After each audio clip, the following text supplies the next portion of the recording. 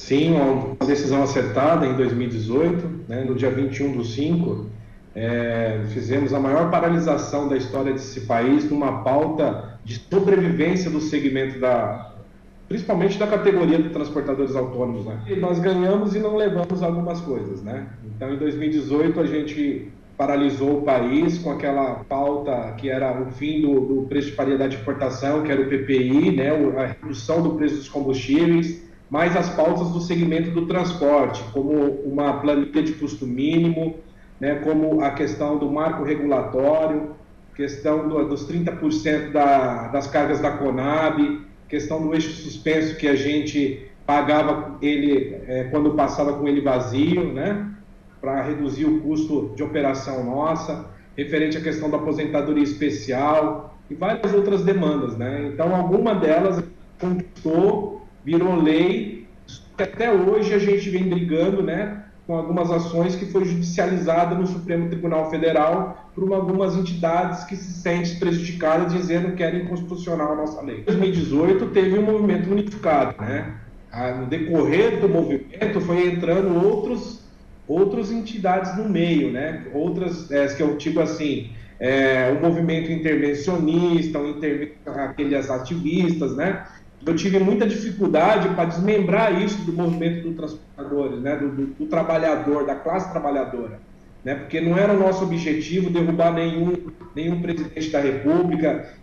Eu sou uma pessoa que você nunca vai me ver participando de pauta política, assim que eu digo, nem contra governo, nem a favor do governo. Eu defendo um segmento que é o transporte. E todo movimento que você inicia, você não sabe como ele termina. Em 2018, o movimento, como os caminhões, muita gente colocaram lá intervenção militar, né, e essas situações, isso ficou muito desgastante, porque era um ato que é um ato antidemocrático, né, e a gente não participa desses atos.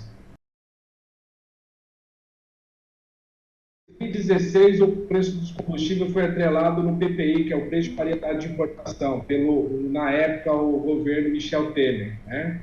Isso era uma das nossas pautas principais, que era a redução do preço dos combustíveis e também do gás de cozinha, que afeta a nossa casa e afeta toda a sociedade, né? Então, assim, a gente veio lutando e não tivemos êxito nenhum no governo anterior. No dia 18, né, a gente teve aí a movimentação do presidente da Petrobras, do atual presidente hoje, que é o ex-senador Jean Paul, presidente da Petrobras, junto com o ministro de Minas e Energias, atendendo o pedido de campanha do presidente da República atual, do presidente Lula.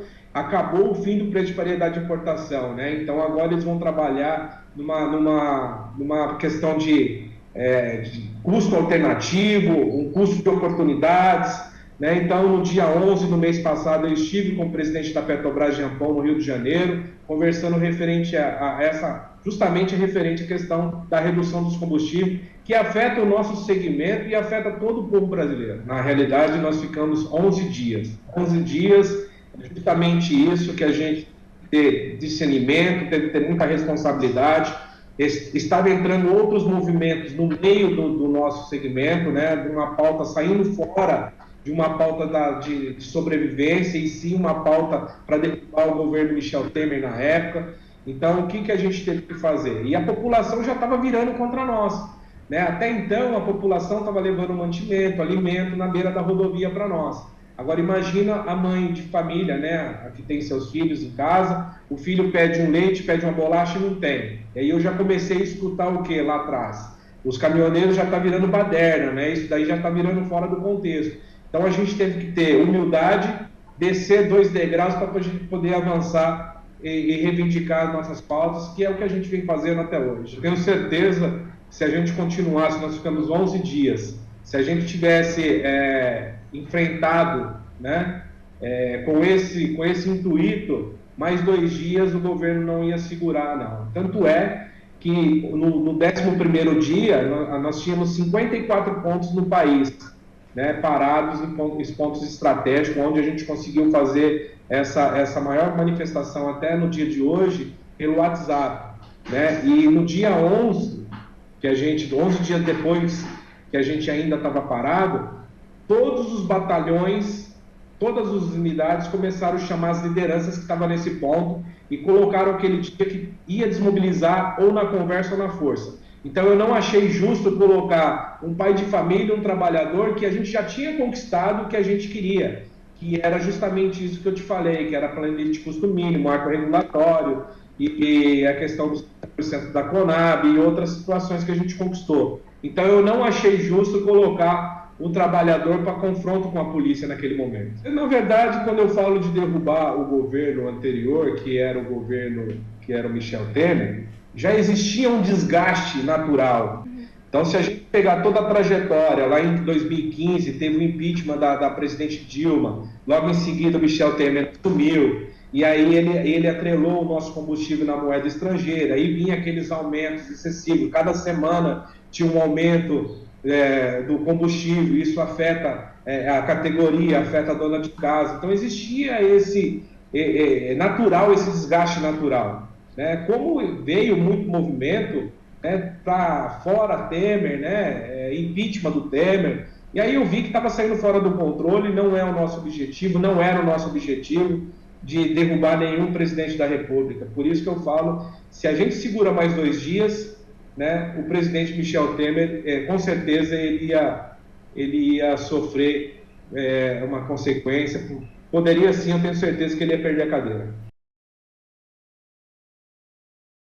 O país está dividido, né? Existem 2 bolhas dentro do país, uma bolha esquerda, uma bolha da direita. No segmento do transporte também é desse mesmo jeito, né? A gente não consegue conversar com todos referente à questão política, porque cada um tem a sua ideologia, né? Isso é muito ruim para os segmentos, não só dos caminhoneiros autônomos, né? E para todos os segmentos de classe. Isso é muito complicado dentro do cenário hoje Brasil. E eu costumo falar para eles que não existe direita e esquerda dentro do país, existe jogo de interesses, de oportunidades, não é isso?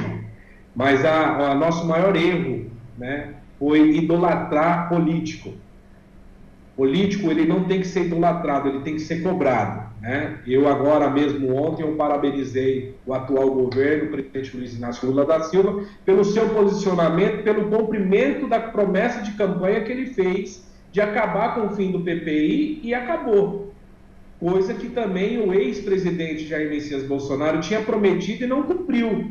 Eu fiz várias reuniões com o ministro Tarcísio na época, que era ministro do Ministério da Infraestrutura, hoje governador do estado de São Paulo, com o líder do governo, com o Ricardo Barros. Dentro da Casa Civil, a gente tinha um grupo de trabalho dentro da Casa Civil, participava do Fórum TRC, eu era um dos coordenadores da Frente Parlamentar dos Caminhoneiros Autônomos do Seletista. Em 19 eu recebi a comenda do Metro Mauá, maior metro do transporte do Brasil, da mão do ministro Tarcísio e também do presidente Bolsonaro, do ex-presidente, né? E assim, teve algumas demandas que não cumpriu com a categoria. Uma das coisas que me deixou muito chateado e que fez a gente romper, que viu que de fato o governo anterior era um governo voltado para o agronegócio, para os grandes empresários, e não focava naquele que trabalha e produz, que quando a gente fala que o agro hoje é o maior PIB do país, os caminhoneiros autônomos é o que transporta a carga do maior PIB do país. Então é uma engrenagem, então a gente não pode ficar de fora. O que eu sempre lutei e sempre vou lutar é para que todos os trabalhadores estejam debaixo do mesmo guarda-chuva, sabe? A questão de direitos. Se o agro tem um subsídio para comprar um maquinário, nós também precisamos ter para trocar a frota. Se o agro tem um subsídio para abastecer com um preço mais barato dentro das suas fazendas, nós também precisamos dentro das cooperativas ou outros sistemas que foram criados, sabe? Então a gente precisa. Uma das coisas que me deixou muito chateado foi aquele projeto do BR do Mar. O BR do Mar foi aquele projeto que foi passado na Câmara, né? Foi aprovado, eu entrei com 2 emendas para proteger a nossa categoria, que eram as emendas que falavam referente à questão da concentração de mercado, né? O texto original que foi passado, entregar a nossa matriz rodoviária para os estrangeiros, que eu falo para as grandes empresas de navegações. O projeto fala de tirar 40% dos veículos da longa distância. Então, assim, a gente fica muito preocupado porque isso está acontecendo nesse exato momento. 40% do veículo da longa distância, o caminhoneiro ele não sabe fazer outra coisa. A profissão dele é trabalhar, é dirigir para manter a sua casa. que vai acontecer? Ele vai vir para curta distância, então quer dizer, vai ter concentração de mercado. Conversei com o ministro Tarcísio na época e com o líder do governo, apresentei as demandas, as emendas que eram para proteger a categoria, eles falaram que ia acatar 1h da manhã, suprimiram as nossas emendas, né, que estava no texto, e nos traíram. Então ali eu achei um absurdo, naquele momento eu vi que o governo anterior, de fato, não queria nada com o segmento, e sim beneficiar os grandes empresários desse país. Assim, o desgaste é muito grande, né? Como eu te falei, o país está dividido, né? Nós tivemos aí 58 milhões que votaram no candidato A e a diferença, outra diferença foi praticamente aí 2 milhões de votos, né? Então é muito perto essa divisão. E quando a gente fala referente à questão de desgaste, e aí a gente vê agora o atual governo, que é um governo que ele veio com uma proposta, né, se vai assumir esse lugar ou não, que é da esquerda, de trabalhar para o pequeno, de fomentar o pequeno, de fazer a retomação da questão da compra dos carros, como o presidente está falando agora. A gente vê também a questão dos juros altos que vem acontecendo dentro do país. Então, existe esse embate dentro do Congresso, dentro do Parlamento, que a gente vem acompanhando também.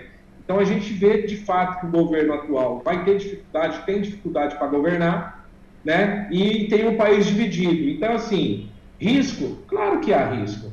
Mas o que a gente precisa deixar aqui é que, de fato, os caminhoneiros, as lideranças dos caminhoneiros, as entidades voltadas ao segmento dos caminhoneiros, são entidades que são focadas em pautas de sobrevivência da categoria, jamais contra governo, como que aconteceu no dia 8 de janeiro, que a gente viu um ato antidemocrático. Eu não participei, não participo, né? Me posicionei contra, né? Hoje eu estou presidente da Associação Brasileira, que é a Brava, então a gente não participou e não participa dessas pautas antidemocráticas do país.